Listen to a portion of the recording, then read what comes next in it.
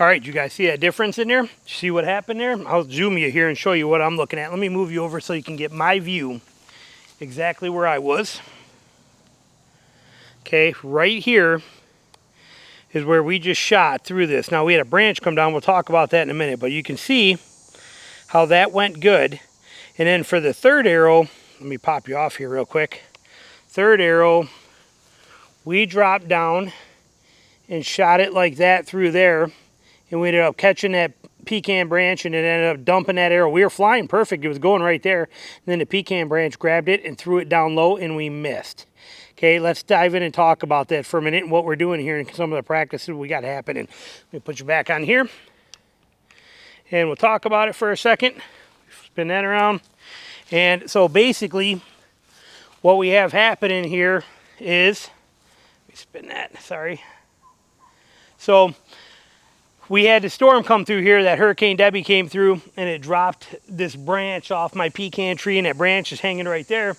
Well, it fell in a weird place, but before I cut it up, I thought, you know what, I'm gonna move it over and I'm gonna use it to give me ways to practice shooting through that stuff, okay? So I can take my bow and I can move this back and forth and I can shoot through some of the windows of it. You see this area has been pretty much cut out already because it looked like everything else, but I've been shooting through this thing for about an hour now and just having fun with it and using it to my advantage. But these are important things that we have to learn, is how to shoot through those little pockets, what we can and can't shoot through. Now this branches on this thing are very hard. Well, they're soft wood, but they're very hard on an arrow and they're going to deflect an arrow very good.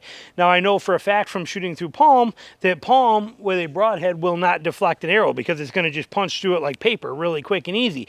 So you have to know what you can and you cannot shoot through, okay, what you can get away with. And that was a perfect example. You can see we drilled both of them in there. Let's walk down there and take a look at this for a sec. But I mean, we're only about 16 yards, 17 yards, but you can see how this just kind of wore out through the middle of this channel here. Sorry, I'm tripping on sticks. But look at what happened here. Let me bring you around and show you. Set you up real fast here so we can see this. Sorry, hang on, working cameras. Okay, and spinning that, but you can see what happened here. We have our two good shots in here that came through that gap perfectly, right through there, shot right through there. But when this one went down low, this one went right underneath of it, hit the board and skipped back. That's what happened. This arrow was going good, hit that branch and then came right underneath here and missed completely and didn't get in there. And the reason it didn't get in there, basically, in a nutshell, is because of the deflection factor of these branches. These are not little light branches. That's the thing we gotta understand. This is not, you know, it's not small little sections and pieces. These are hardcore branches that are on here, and it doesn't take much. And we tried to shoot through here and we hit this branch, this solid branch right here, what we hit, and that was enough to deflect that and make it go down and miss. But I squished down on purpose to shoot through that to show that as a point. Okay, but we can use this branch and we can slide it around and pick our places to be able to shoot through. If we scoot this over more like this and then we grab our stuff and go back there, let's see what else we can find. I can show you some more on it. So let me grab my bow, grab my arrows, put my stuff together, and then let me get this reframed and then we'll come right back for you. Hold on. See, now here with this setup, aiming at that hog, I got one very, very small hole that I can shoot through. Now, because of the fact that we are at a close distance, again, of about probably 16, 17 yards, we don't have to worry about too much arrow trajectory, okay? We don't have to worry about picking things. Now, if that was closer to us, it becomes a much bigger issue because now we got to get through it, but somehow arc to it. So if we had an obstacle, if that branch, for example, was right here, we have to actually hide the target behind the hole, below the hole, so that we know that the arrow will arc through the hole and then drop into the target. It gets a lot more complicated. Those are shots that I prefer to not take because I don't want to deal with the risk of that happening. But with this being closer to the target, we have much better odds here of being able to actually get that to go, to get through there because it's already done its arc, okay? And we don't have a big arc being this close. All of these things are relevant if you are going to shoot through these things.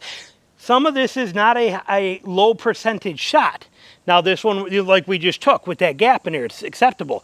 This one, however, is more of a low percentage shot because I got a very small hole and a lot of dense vegetation there. This is not like shooting through grasses. So I'm going to try and put it right through that hole. I'm probably going to have to cut you off here to do it, but I'll show you what it looks like.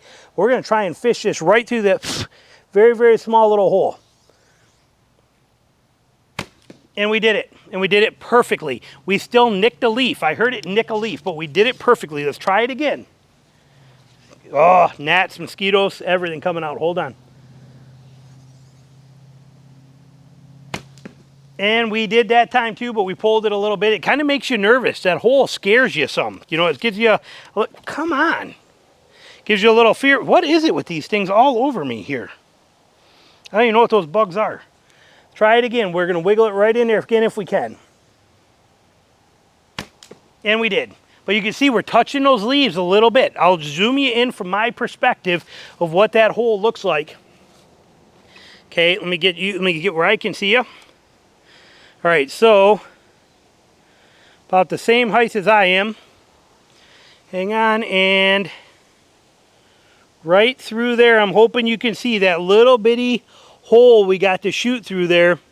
But we had a clear shot to those vitals. It was there. It was a clear shot into those vitals. Just a very small hole to negotiate that arrow through there. But we did it. Now let me get down there and we're going to talk more about this. Let me bring this stuff back. Hold on. We'll be right back with you. All right.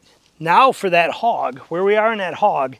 Now we've got some very serious stem stuff in there. Okay. I'm going to zoom you in a little tighter on this one here as we shoot this one. So you can see that, but now we've got some good stem work in the way there, and we're going to see how it impacts that and how that affects it here as we go in there. But this is going to be an issue. Stems that, you know, hitting a leaf is one thing, but when you got this is a low risk shot. Even though I can see that there, and as long as I go over there, you can see that from where I am, there's one cross stem and the kicker's there. But if I can wiggle it either way, as people say all the time, if I can just wiggle it by there, I'll be okay. Let's see how that works. I got to get down kind of low for this shot. Let's see what happens. And I snuck it right in there. Did you see that? Snuck it right in there. Perfect. Went good. Hey, how you doing? All right, how you doing? Doing great. All right, let's see if we can do that again. Let's see here. Nailed it. And see what I'm doing here, how I'm doing this is I'm actually putting that stick, that cross stick is being put exactly where I want my arrow to hit. So I know that I'm going to be just above or just below, but it is still, even though we're doing it good, it's a very risky shot if that happens. Good, thank God we did it because we were crushing that, and I wanted to make sure that we had a failure actually happen there, and we did. So now we're going to go talk about that and look, because like I said, some things some things even, I mean, they're 2 out of 3. 2 out of 3 of that times it worked, but it's still a risky shot because the one time it didn't, okay, because there's a risk there. Okay, let me see if I can zoom you in. I'm going to pull you off this and see if I can show you exactly what that looked like for me. Hold on, let's see here. So if we take this off, and I was shooting from right here, see if I can get that to come right in through there like I saw it. Right there. Notice how those sticks are, that big cross stick is right where my yellow fletching is. This is the angle I took. This is what I was shooting at right here. Notice how risky that is. We made 2 perfect ones, and then we had that 1 bad failure. So let's grab this stuff and go down there. Let me put you back on the tripod. Hang on, we're gonna throw this on here, relock it, and we're gonna take a walk over there and see. So we are coming through here, and if we look at it from the backside, it was this stick, and you can see where I hit it. See that mark right there where I hit that stick? Okay, this is where we were coming through. We had to shoot through this. Sorry, I got a tripod on here, so it's going to be kind of upside down. We're just going to do it upside down. Okay, that's where we were coming through at. Okay, so when we look at that, this is what we ended up with. Let me spin this down. Okay, we ended up with 2 absolutely perfect 12 ring shots. These are spot on perfect. They don't get any better than that. It doesn't get better. But what could have happened at the first one is this one. I did not shank this shot, the stick, through this shot. And now we have a bad hit, okay? Not technically on hog, this vitals are off, that's a bad hit. And we would have been in trouble. So it's important to practice shooting through these kind of things. Know what you can and cannot get away with. Know the type of material you're going to be shooting through. And it is good because, like I said, you know, when you're hunting deer and you're in an open area where you're on private land where you've been able to create your shooting lanes and do all your stuff perfect, you don't run into these problems. But on public land in the real world, this stuff becomes a real issue. Okay, this is not a, you know, this is the reality of public land hunting. This is also the reality of hunting. Hang on, let me bring you up here a little bit. In there. But this is the reality of hunting on when you're still hunting. Okay, you're going to have to deal with these kind of things. Knowing what you can and cannot get away with, knowing what is still considered a high percentage shot versus this is a low percentage shot versus the high percentage shots is a vital difference. Okay, I don't ever take low percentage shots under any circumstances, even though, as we just saw, a lot of times low percentage shots will work out. But what if it had been a reverse order and this would have been the shot I took through there on a live animal and not one of these two? What if this was the live shot? See what I'm getting at here? The danger is too great for something to go wrong. So practice this stuff, use it. How we used to practice it when I had the room and I didn't have other houses around, right? You know, we live in a little small one street town here. We got 7 houses in here and then we're surrounded by agriculture out here.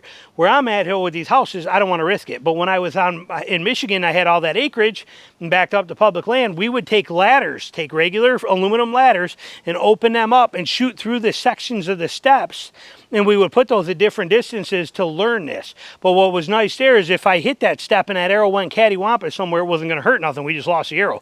But doing practice with this stuff is vitally important for your hunting. Knowing what you can, knowing to understand the difference between a low risk shoot through and a high risk shoot through is vitally important. So practice it whenever you can, find out what's going to work for you, figure out how well you can do it, and also understand the discipline of the distances and how it messes with you. Just like shooting out of the window of a ground blind will make you shoot high because everything looks further.